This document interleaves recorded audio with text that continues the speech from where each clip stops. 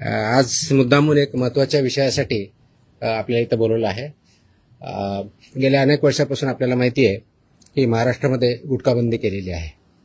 आपल्या FSSAI ॲक्टच्या section 30 अंतर्गत प्रतिबंधित जे फूड आयटम्स आहेत त्याच्यामध्ये गुटखा आणि तत्सम आयटम जे आपले आहेत त्याच्यावरती गुटखाबंदी केलेली आहे. त्याच्यावरती आपण अनेक वेळा कारवाई करतो, रेड्स करतो, फाईन करतो, FIR करतो. त्याच्यामधल्या प्रोव्हिजननुसार जेल पण होते, प्रॉसिक्युशन पण चालू आहेत.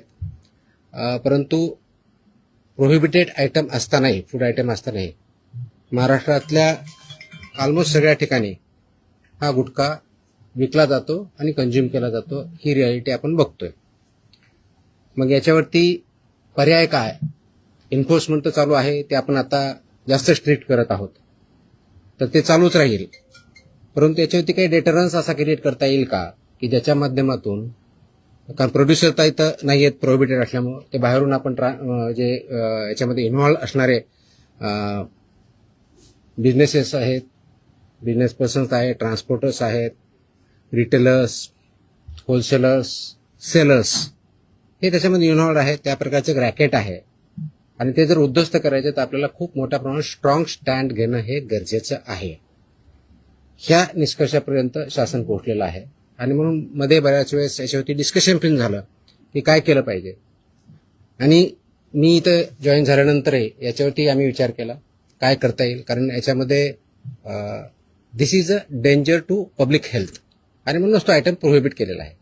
जर पब्लिक हेल्थला जर डेंजर असेल आणि तो आयटम प्रोहिबिट केलेला असेल तरीही त्याचा व्यापार होत असेल, तिथं ट्रान्सपोर्ट होत असेल, होलसेलर विकत असतील, सेलर विकत असतील आणि तो अवेलेबल होत असेल, तर त्याच्यावरती स्ट्रिंजेस्ट पॉसिबल ॲक्शन घेणं गरजेचं आहे.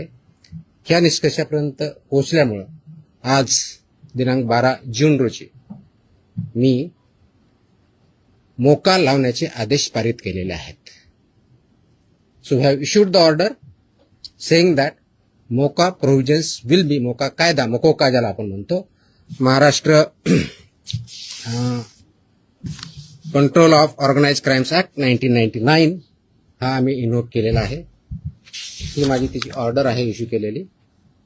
आणि ह्या ऑर्डरच्या अनुषंगाने हा फक्त फूड सेफ्टी ऍक्ट 2006 चे कलम 3, 26, 27, 30, 38, 41, 42, 59, 63, 64 आणि 89 बरोबरच Maharashtra control of organise crimes act 99 चा sections 21D, 21E, 21F, 3, 4, 18, 21 and 23 read with code of criminal procedure 1973 किंवा भारतीय नागरिक संहिता सुरक्षा संहिता 2023 याच्या अनुषंगाने ही ऑर्डर मी आज पास केलेली आहे.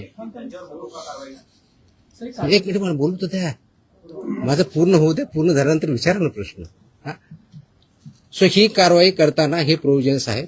त्याच्यामध्ये ऑथॉरिटी कोणती आहे, त्याचं रॅशनेल काय आहे, कोणत्या क्राईम्सला, कोणत्या ऑर्गनाइज क्राईम मधल्या जी 21D ची डेफिनेशन सांगितलं त्याच्या क्राईम मध्ये हा क्राईम कसा बसतो, त्याच्या ऑथॉरिटी कोण कोण आहेत, ह्या सर्व आपण डिफाईन केलेल्या आहेत.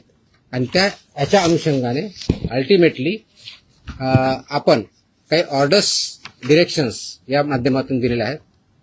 त्याच्यामध्ये ज्या ज्या ठिकाणी हे मोर दॅन वन्स एखाद्या ह्याच्यामध्ये ट्रेड करणारा व्यक्ती, संस्था, आस्थापना असेल त्यांच्याविरुद्ध कंपल्सरी मोका इन्व्होक करायचे ही ऑर्डर आहे. त्याचबरोबर सेक्शन 23 ऑफ मकोका ची जी प्रोसेस दिलेली आहे ती प्रोसिजर कंपल्सरी पाळायची हे पण आपण या सेक्शनमध्ये आदेश दिलेले आहेत. त्यानंतर persons and entities against whom MOCOCA shall be invoked are manufacturers and producers of prohibited food products, number 1. Number 2, financiers funding their manufacture, procurement or distribution. Number 3, interstate and intrastate suppliers and commission agents. Number 4, transporters and vehicle operators, including agents who book or arrange transport. Number 5, go down operators, warehouse owners and store managers who knowingly store such products. Sixth, wholesale dealers and distributors. Seventh, sub-dealers and semi-wholesaler agents. Eighth, retail sellers forming part of an identified organized network. And nine, any other person who knowingly facilitates, abets, conceals or assists any of the above. त्या इतक्या जणांविरुद्ध मोकोका वापरायचे ह्याच्यामध्ये आदेश आपण केलेले आहेत. त्याचबरोबर प्रिझम्पशन ऑफ एलिजिबिलिटी जी आहे ते फक्त याच्यावरती नाही तर प्रिझम्पशन ऑफ एलिजिबिलिटी हे आपण ज्यावेळेस म्हणतो की any one or more of the following is present, ते स्ट्रॉंग प्रिझम्पशन फेवर करणारं मोकोकाला हे प्रोव्हिजन वापरायचं. आणि no officer shall refrain without recording specific return reasons approved by joint commissioner. रिजनचं जे असेल त्याच्यामध्ये की interstate supply chain or manufacture nexus हे आपल्याला वरती न्यायचं प्रिझम्पशन ऑफ एलिजिबिलिटीसाठी वापरायचं. Clandestine godowns, fake labels, dummy firms or forged invoices याच्यासाठी सुद्धा हा वापरायचा आहे. Simultaneous seizures across multiple districts pointing to a common syndicate त्याच्यासाठी सुद्धा वापरायचं आहे. Corruption of enforcement officials or intimidation of informers of witnesses यासाठी आपण वापरणार आहोत. Seizure value exceeding ₹10 lakhs in a single action or ₹25 lakhs cumulatively from the same account or network. आणि financial flows indicating systematic profiteering including hawala और बेनामी channels याच्या सुद्धा आपण ते एस्केलेट करण्यासाठी हे सुद्धा प्रोव्हिजन त्याच्यामध्ये आपण वापरणार आहोत.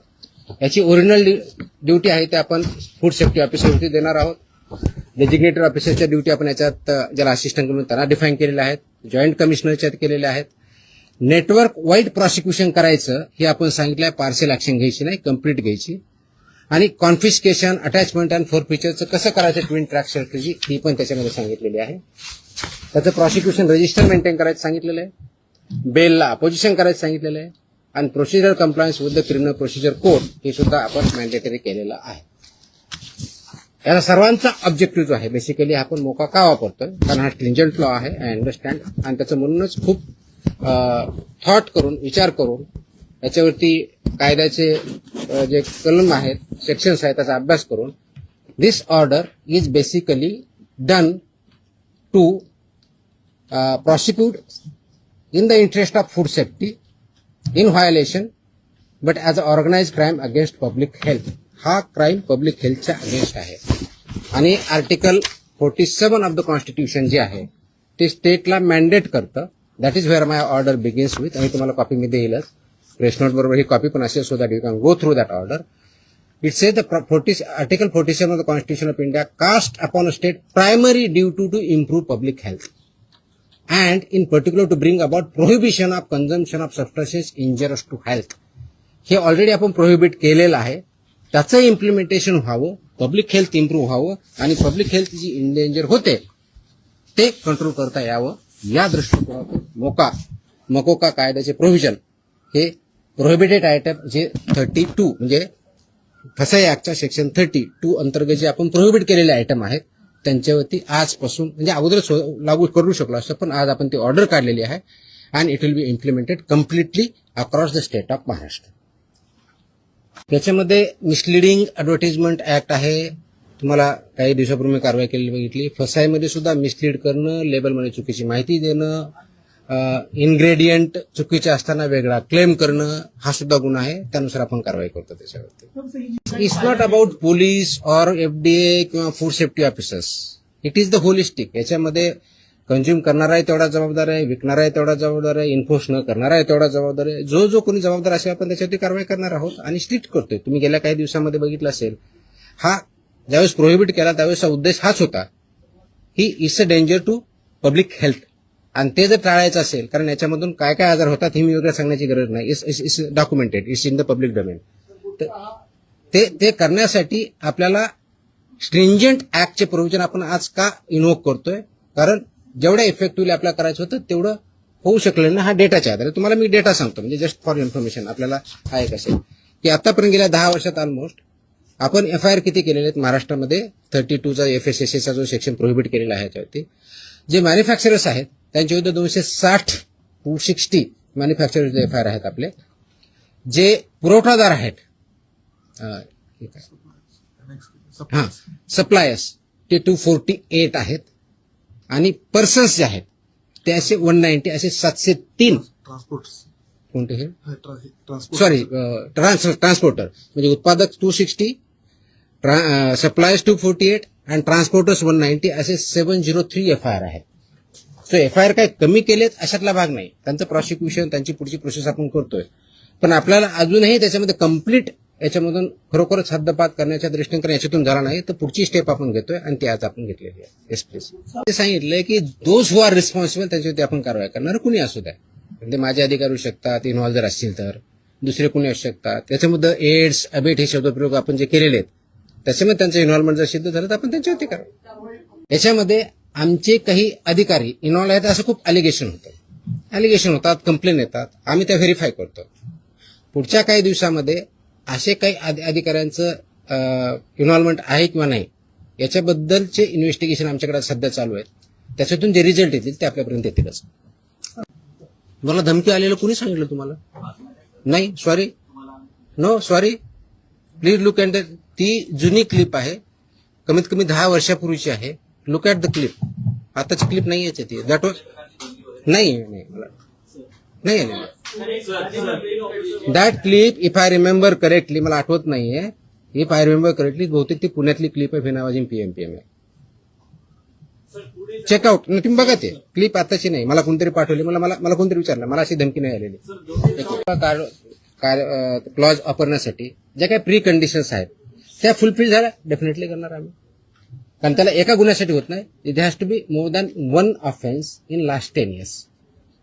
त्यांच्यावर जर झालेला असेल तर डेफिनेटली आम्ही करू कारण त्याचं कंडिशन फुलफिल करायला पाहिजे. अदरवाईज आमचे FSSAचे ऍक्ट BNS ऍक्ट आम्ही ते वापरतोच आहोत. आज ती जे हल्ला झाला त्याच्यावरती इमिजिएटली शिफ्ट कारवाई पण झाली. 7 का 8 लोक त्याच्यामध्ये अरेस्ट पण झाले immediately. I spoke on with DGP also. DGPने सुद्धा इमिजिएटली त्याच्यावरती इन्स्ट्रक्शन देऊन कारवाई केली. अँड अशा प्रकारचे हल्ले आम्ही भिणार नाही. Very clearly will protect our officers आणि those who take law into their hands will show force of the law. सगळ्या एजन्सी एकत्र काम करत असतात. त्याच्यामध्ये सगळ्याच एजन्सी काम करतात. आपण याच्यामध्ये मकोका लावताना किंवा हे करताना इव्हन आताचे जे FIR होत आहेत त्याच्यामध्ये आपण फक्त विकणाऱ्याला करत नाही त्याचा ट्रान्सपोर्टरला पार्टी करतोय त्याचा डिस्ट्रीब्युटरला पार्टी करतोय तुमच्या ओनरला मी तुम्हाला लिस्ट पण दिली. तर इथून पुढचे आता आल्यापासून FIRचे हे it will be right from manufacturer to seller. आताही होतात अजून जास्त स्ट्रिंजेंटली होतील. So they are responsible. कायद्यामध्येच व्हेरी क्लिअरली त्याचे कुठेही डाऊट